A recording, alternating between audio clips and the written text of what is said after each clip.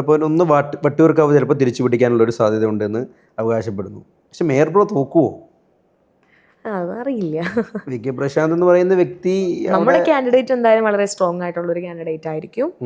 ജയിക്കാനുള്ള എല്ലാ സാധ്യതകളും ഉള്ള ഒരു കാൻഡിഡേറ്റ് തന്നെയായിരിക്കും. ആരാന്ന് നമുക്ക് വെയിറ്റ് ആൻഡ് സീ, അതാണ് പറയുന്നത്.